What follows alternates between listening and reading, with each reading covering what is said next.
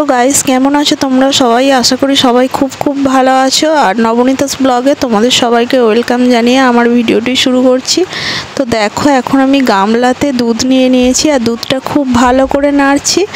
তার কারণ হচ্ছে আজকে আমি দই বসাবো, সেই জন্যই দুধটা খুব ভালো করে নাড়ছি। আর গামলাটা না ভীষণ পাতলা, সেই জন্য খালি খালি দুধটা ধরেও যাচ্ছে তলায়।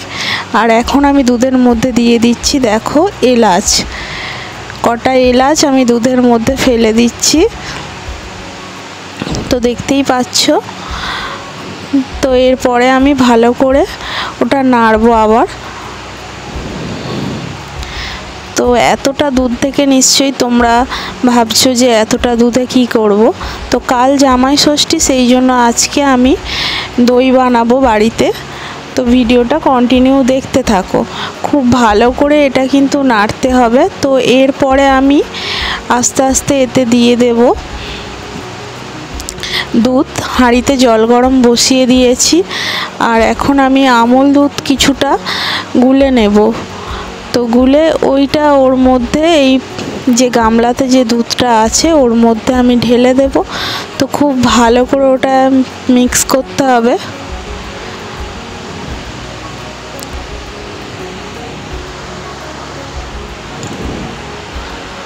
তো এই দেখো আমি এদিকে নাড়াচাড়া করছি এই দুধটা, আর ওদিকে গরম জলটাও হচ্ছে।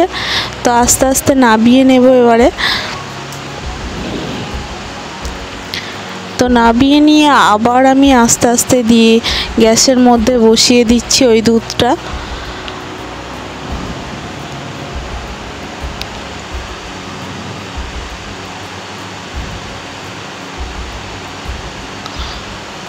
তো এরপরে আমি ওই দুধটা দিয়ে গুলবো। তো তোমরা দেখতে থাকো ভিডিওটা।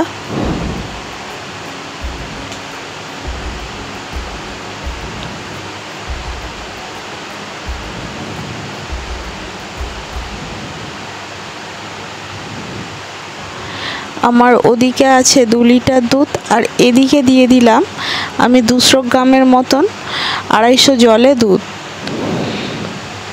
তো খুব ভালো করে এটা এখন মিক্স করতে হবে, কারণ ভীষণ গরম জলে দিয়েছি, এটা এখন ডালা ডালা মতন হয়ে গেছে। তো সেই জন্য এটাকে খুব ভালো করে মিক্সড করতে হবে।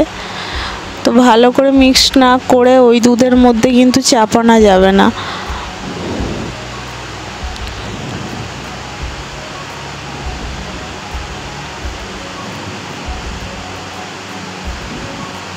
তো তোমরা দেখতে পাচ্ছো আমি অনেকক্ষণ ধরেই এটা নাড়ছি।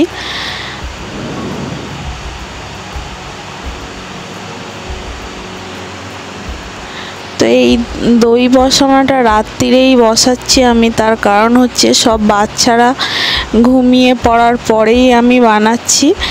আর এই দইটা কি করে বানাবো তার জন্য আমার মেজ বোনের ছেলে কিন্তু ঘুমায়নি, ও কিন্তু জেগে আছে, ও দেখছে এইটা আমি কি করছি, কিভাবে দই বানাচ্ছি। তো তোমরাও দেখো কিভাবে আমি, যারা যারা এখনও দই বানাতে শিখোনি তারা এই ভিডিওতে শিখে নাও কিন্তু কিভাবে দইটা বানাতে হয়।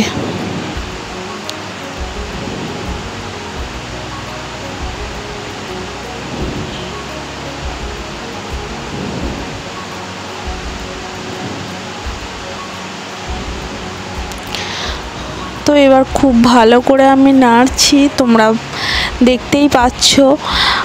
আর এইবারে না তলার দিকে ধরে গিয়েছিল বলে দুধের সরগুলো, সেই জন্য আমি আলাদা একটা হাঁড়ি নিলাম, তার মধ্যে সেই যেগুলো ধরে যাচ্ছিল সেই জন্য ছাঁকুনিতে আমি ছেঁকে নিচ্ছি আস্তে আস্তে। তারপরে এই হাঁড়িটায় করে আবার আমি দুধটা ফোটাবো। তো তোমরা ভিডিওটা কন্টিনিউ দেখতে থাকো। তো দেখো এইবারে আমি সব দুধ ছেঁকে নিয়ে দুধের মধ্যে দিয়ে দিচ্ছি বাতাসা। বাতাসা দেওয়ার কারণ হচ্ছে, দেখবে দোকানে দই কিনলে দইয়ের একটা আলাদা কালার হয়, সেই জন্যই কিন্তু আমি বাতাসাটা দিচ্ছি। এর মধ্যে দিয়ে দেব অল্প কিছু চিনি। তো তোমরা সেটা ভিডিওর মাধ্যমে পেয়ে যাবে। তো বাতাসাটা কিন্তু মিষ্টি দইয়ের মধ্যে মাস্ট, বাতাসায় কিন্তু কালার আনবে। তো এরপরে দিয়ে দিচ্ছি আমি চিনি। তো খুব ভালো করে এখন আমি নাড়াচাড়া করব আর দুধটাকে ভীষণ ভালো করে ফোটাবো। ভীষণ ভালো করে না ফোটালে, দুধটা না ঘন করলে কিন্তু দইটা ঠিক মতন বসবে না।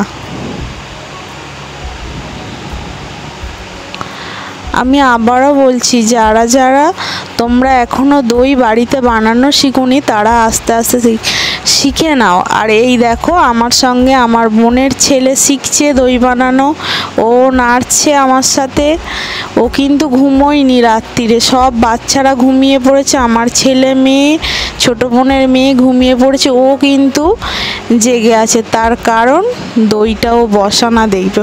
ও এবার আস্তে আস্তে আমাকে দইয়ের খুঁড়ি, তারপরে দইয়ের হাঁড়ি আস্তে আস্তে আমাকে সামনে এনে দেবে, হেল্প করছে ও আমাকে। তো এইবারে দই বানানোর জন্য আগেই আমি কিনে নিয়েছিলাম 200 গ্রামের মতন আলাদা মিষ্টি দোকান থেকে দই। তার কারণ হচ্ছে এই দুধের মধ্যে ওই দইটা মেশালে খুব ভালো করে মানে দইটা তৈরি হবে। এই দেখো নিয়ে চলে এসেছে ও, আস্তে আস্তে সাজিয়ে দিচ্ছে খুঁড়িগুলো।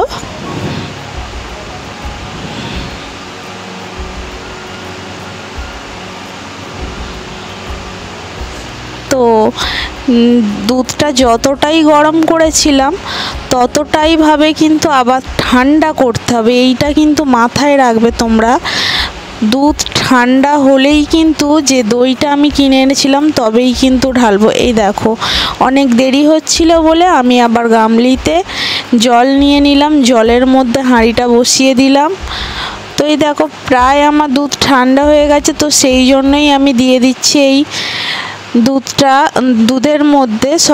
দুধের মধ্যে আমি দইটা এবারে মিক্সড করব। তারপরে আমি খুঁড়িতে দুধটা আস্তে আস্তে ঢেলে দেব। তো দেখো আমি এবার মিক্স করে নিচ্ছি, কারণ দুধটা এমন রাখতে হবে যে গরমটা রাখতে হবে যেন তুমি তোমার আঙুলটা ডোবালে সেই গরমটা তোমার আঙুলটা যেন সহ্য করতে পারে, তবেই কিন্তু দই বসবে কিন্তু। আর খুব হিট একদম গরম হয়ে আছে তার মধ্যে দই দিলে কিন্তু হবে না। তো আমি এখন খুব ভালো করে মিক্সড করে নিচ্ছি এখন।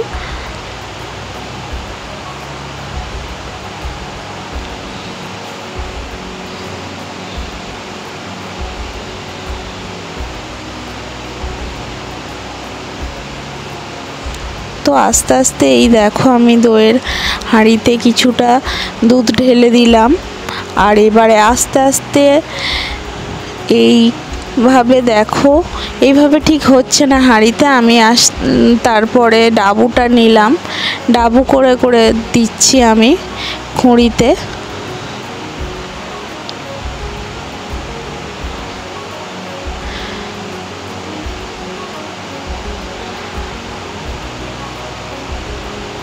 তো আস্তে আস্তে সবেতেই আমি ভরে নেব। তো যারা এখনও কিন্তু দই বানাতে জানোনি, ভয় পাচ্ছ, কোনো দিন বানাওনি, তারা কিন্তু আমার এই রেসিপিটা দেখে কিন্তু বাড়িতে বানাতেই পারো দই। খুব সহজ ব্যাপার, কোনো কঠিন কাজই না দই বানানো। যারা এখনও দই বানাতে শিখোনি আমার এই রেসিপি থেকে শিখে নাও।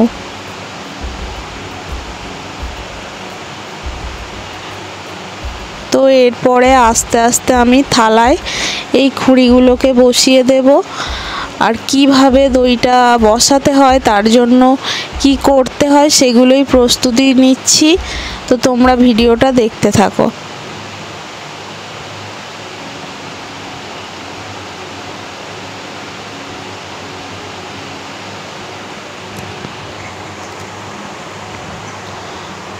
তো এরপরে থালায় সব আমি সাজিয়ে নিলাম খুঁড়িগুলোকে।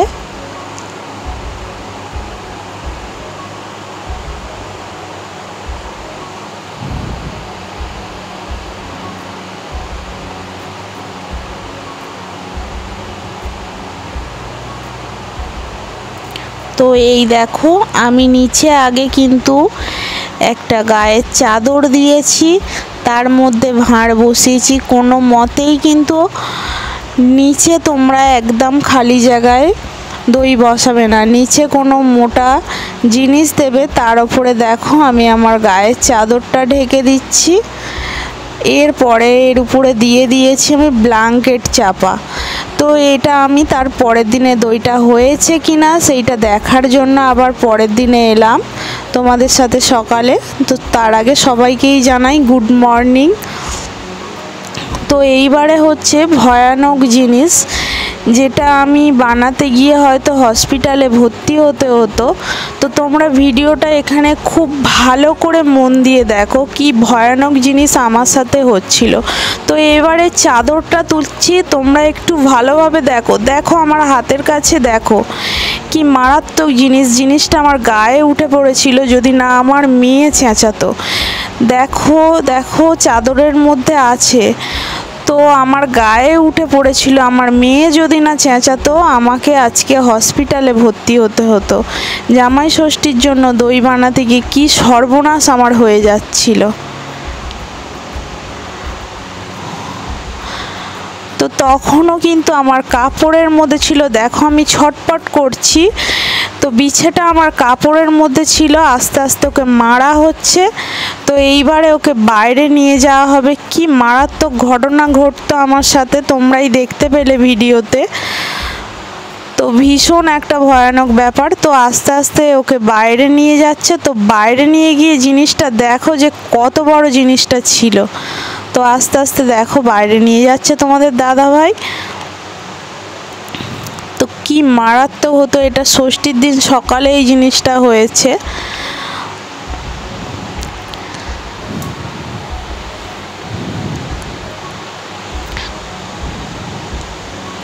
তো এই দেখো আমাদের ডাঙার মধ্যে চলে গেছি এখন আমরা। তো এইবারে ওকে মারা হবে। এই দেখো তোমাদের দাদাভাই লাঠি নিয়ে ঘুরছে, ওকে বার করছে চাদর থেকে। তো দেখো জিনিসটা, ওকে মারার পরও গুটিয়ে গিয়েছিল কীরকম। তো এইবারে আস্তে আস্তে ওর রূপটা বেরোচ্ছে।